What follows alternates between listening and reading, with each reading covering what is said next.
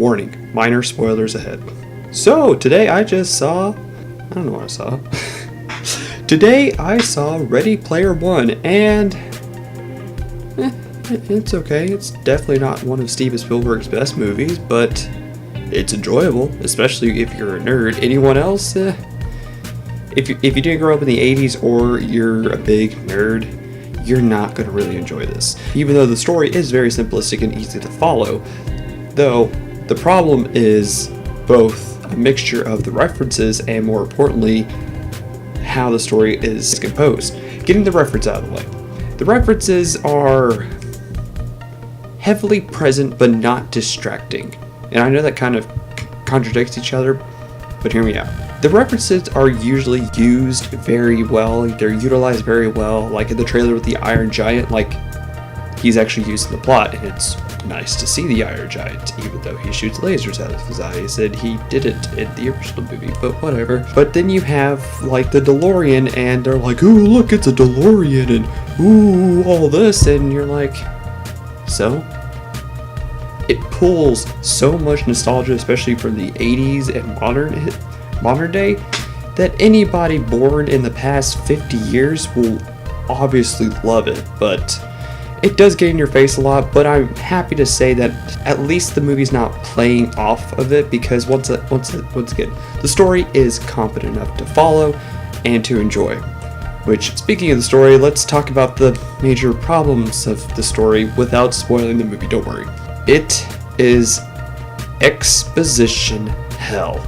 This movie takes so much time, so many narrations, so many long drawn out talks between two characters or three characters to explain the world. The whole premise of show don't tell is to show us the Oasis, show us that he's in poverty, show us these things. And I don't really want to fault Steven Spielberg, I want to fault the writing. And if he was co-writing, then yes, Steven Spielberg, you do deserve some bit of hate on this. But this movie is almost as bad as Sword Art Online. Ironically, the Star Wars prequels are better than this movie when it comes to exposition. So it sits in a middle ground that you can still enjoy the movie. To a very avid movie watcher, you're going to get annoyed, you're going to get kind of pissed off about how many times they have to explain things. In fact, minor spoiler, it's not important, they explained in this movie in the very first act twice that his parents died when he was young. Trust me, this has nothing to do with the plot, because you don't see or empathize with him. Not having parents is a big deal to him, it's just a fact about him, and it's explained twice. And there were some other things that were explained twice, like, hey audience, you remember this? Mine is a script.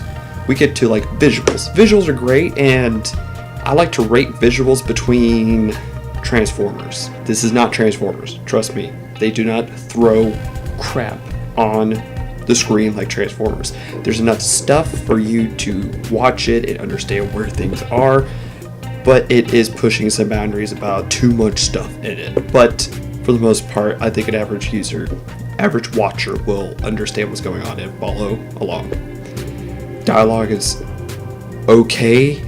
There's a scene between two characters that really faltered, and that is Steven's fault. Like, there should have been more emotion, but other than that, everything's pretty fine. And the ending is as typical. Nothing surprising, nothing subvertive, nothing out of the way. It was fine. The story is just fine. It's entertaining. There's nothing new to the table. This is not a movie that I can recommend to anybody that is like never seen this movie. It's not a Star Wars episode 4 or 5. It's not The Shining, which, speaking of which, if you haven't watched The Shining, watch The Shining before you watch this, because there's a huge thing with The Shining here, and it's going to be important. Not important to watch The Shining, it's important to watch The Shining before this, in case you want to make sure that you watch that good movie before getting it spoiled. But that being stated, let's rate this bad boy. I think that this movie is a firm C+, or numerically speaking, 78. I think that is where this movie stands, and I'm comfortable with that number.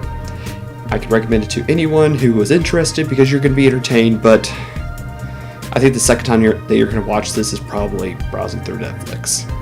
Definitely not one of Steven Spielberg's best films, but it's not the worst film either. So, that's my review of Ready Player One, and let me know what you think in the comments below. And as always, I was Desilad, you were the audience, and enjoy the show.